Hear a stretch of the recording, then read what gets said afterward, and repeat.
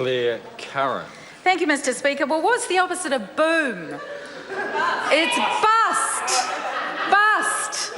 And I'll tell you what, the legacy of this government will resonate for decades in their economic mismanagement of large government projects and the secret deals they've done with large companies that have hurt New Zealand industries, destroyed skilled jobs, wasted taxpayers' dollars and let down New Zealanders.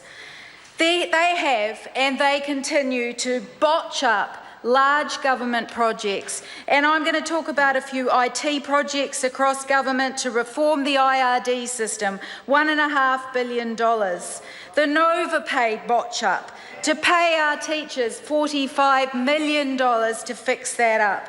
The merger of customs and primary industries systems, a blowout of 25%, $25 million. Changes to the child support system that cost a $130 million blowout. Well, that doesn't sound like boom to me, it sounds more like bust, and no wonder this government can't reach a surplus. They pride themselves on their top-notch economic managers, on being top-notch economic managers. In reality, they're economic managers from hell.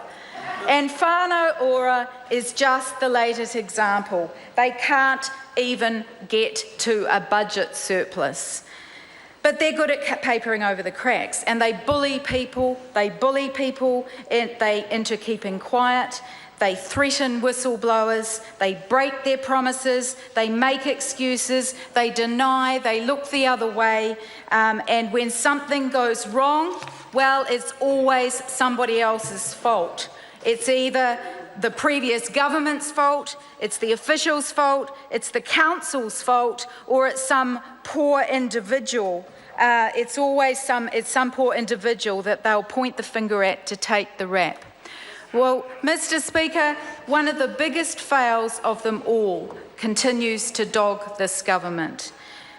Colleagues here have talked about the big fail in this budget, but one of the big ongoing fails of this government is its deeply flawed, economically wrong decision, which was fully sanctioned by this government, for Kiwi Rail to purchase carriages and locomotives offshore, killing a local industry, ripping the core manufacturing capacity from a city, skilled workers to leave town or to leave the country or to settle for the dole or a job at Bunnings. For what? For what? What was the value? What was the value for money here? 500 wagons, 40 locomotives, hundreds of millions of dollars given in an overseas procurement decision to a Chinese government-owned company that has turned out to be a complete failure.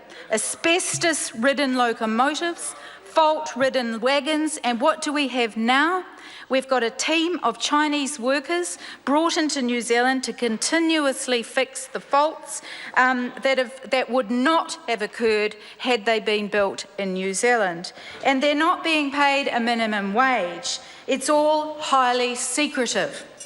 And the minister responsible for not carrying out a proper inquiry into those Chinese workers being in New Zealand, and the minister responsible for letting them in the first place, is the same MP from Dunedin who did not stick up for keeping Hillside alive.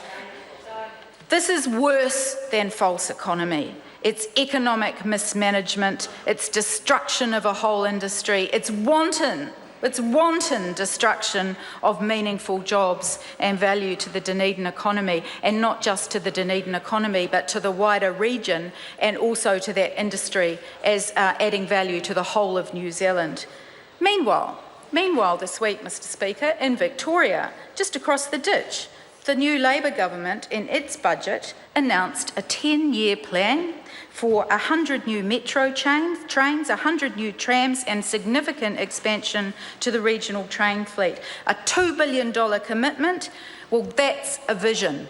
Mr. Speaker. That's a vision. It will inject funding into local rail manufacturing and broaden skill sets. That's giving hope to a whole community.